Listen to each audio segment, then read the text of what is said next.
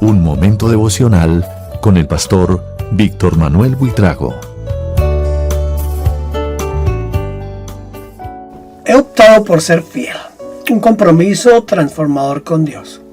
El anhelo de vivir una vida fiel a Dios resuena profundamente en el corazón de todo cristiano. Este deseo, lejos de ser un simple ideal, es una aspiración activa y transformadora que encuentra eco en las Escrituras, particularmente en el Salmo 119:30. He optado por ser fiel, estoy decidido a vivir de acuerdo con tus ordenanzas, según la Nueva Versión Internacional.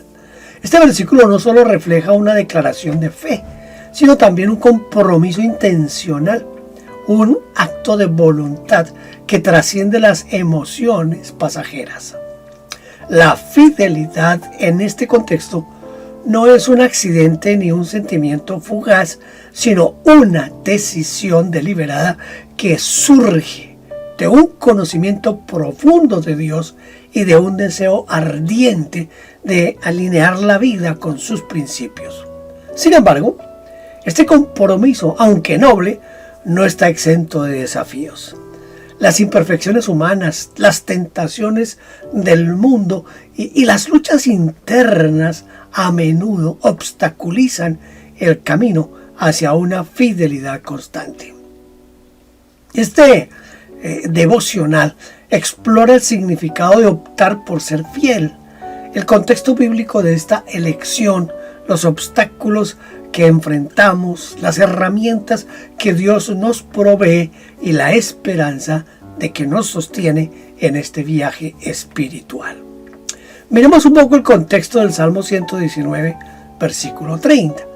El Salmo 119, con sus 176 versículos, es el capítulo más extenso de la Biblia y una obra maestra literaria y espiritual. Cada estrofa exalta la palabra de Dios como fuente de vida, guía y transformación. Escrito en forma de acróstico hebreo, el Salmo refleja una devoción apasionada por las leyes, mandatos y promesas divinas. En el versículo 30, el salmista declara: he optado por ser fiel, estoy decidido a vivir de acuerdo con tus ordenanzas. Esta afirmación no surge de un vacío emocional, sino en medio de un contexto de reflexión y lucha personal. El salmista reconoce su dependencia de Dios para mantenerse fiel, consciente de que la obediencia no es un acto automático, sino una elección constante y continua. La frase "he optado por ser fiel" implica una decisión activa, un momento de definición espiritual. Es un eco de la exhortación de Josué al pueblo de Israel: escogeos hoy a quién serviréis, pero yo y mi casa serviremos a Jehová. Josué 24:15. Este paralelismo subraya que la fidelidad no es un regalo que se recibe pasivamente, sino una postura deliberada que requiere compromiso y sacrificio. Optar por ser fiel implica rendir la voluntad personal al señorío de Cristo, confiar en el poder del Espíritu Santo y priorizar los valores del reino por encima de los deseos personales o las presiones del mundo.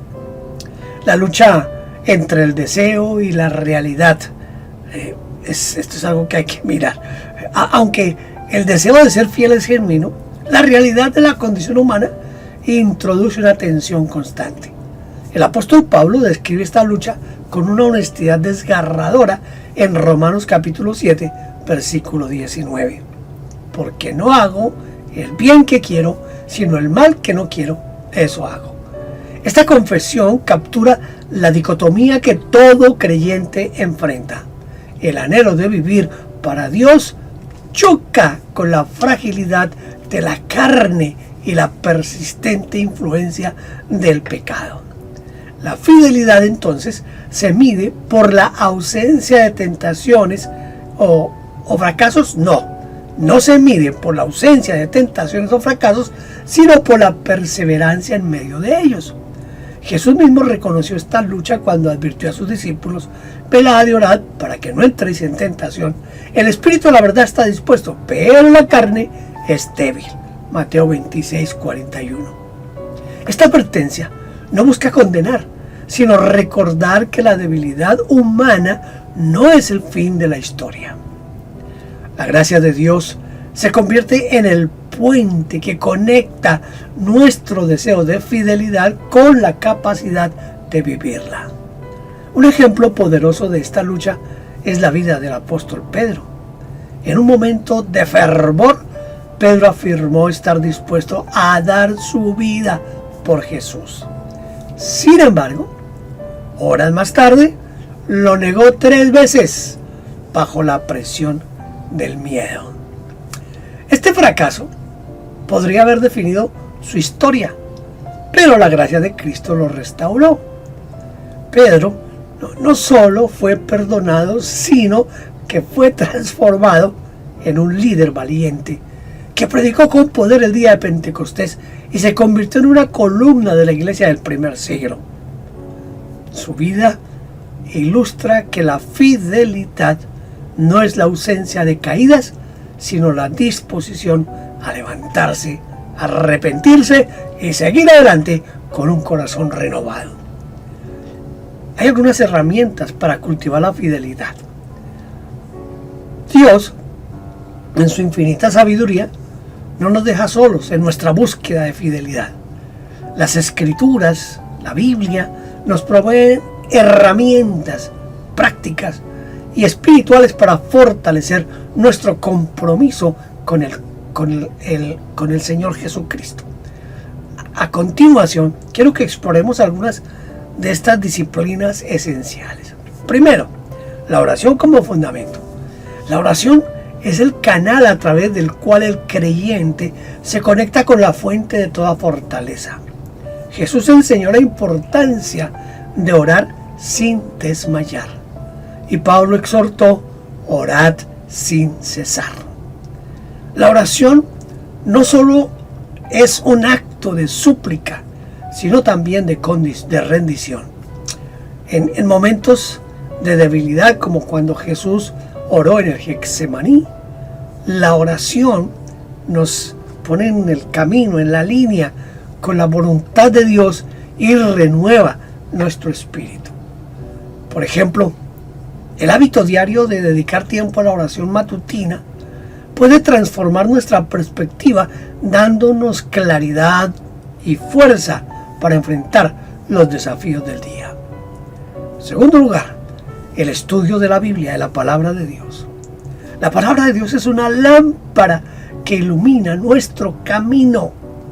El salmista declara: en mi corazón he guardado tus dichos para no pecar contra ti. El estudio diligente de las Escrituras no es un ejercicio académico, sino un encuentro transformador con la verdad divina. Hebreos 4:11 describe la palabra como viva y eficaz y más cortante que toda espada de 2 filos. Es capaz de discernir los pensamientos y las intenciones del corazón. Un creyente, un cristiano que medita regularmente en la Biblia encuentra dirección, convicción y consuelo para mantenerse fiel. Tercero, la comunidad cristiana. Mire, la vida de la fe no se vive en aislamiento.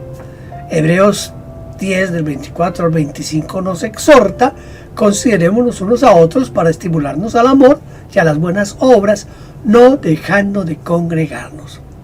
La iglesia local es un espacio donde los creyentes se edifican mutuamente.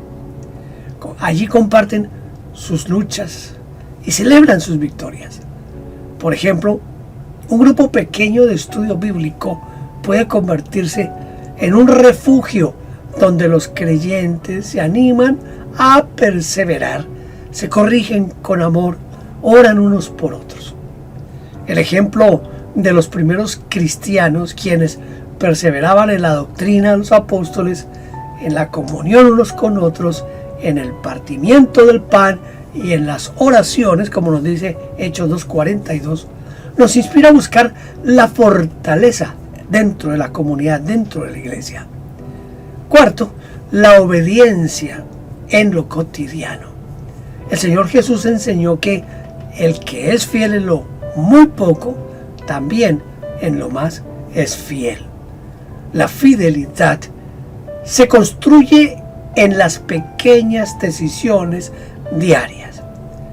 Ser honesto en el trabajo, paciente con la familia, generoso con los necesitados. Cada acto de obediencia, por pequeño que nos parezca, fortalece el carácter y consolida nuestra identidad como seguidores de Cristo. Por ejemplo, elegir perdonar a alguien que nos ha herido o resistir la tentación de mentir en una situación difícil. Esos son pasos concretos hacia una vida fiel. Ahora veamos la fidelidad como reflejo del carácter de Dios. La motivación última para ser fiel no radica en nuestra propia fuerza, sino en el carácter inmutable de Dios. Las Escrituras, la Biblia, nos presenta a un Dios que es fiel, que guarda el pacto y la misericordia a los que le aman y guardan sus mandamientos. Esto dice Deuteronomio 7:9. Su fidelidad es eterna, inquebrantable y no depende de nuestras fallas.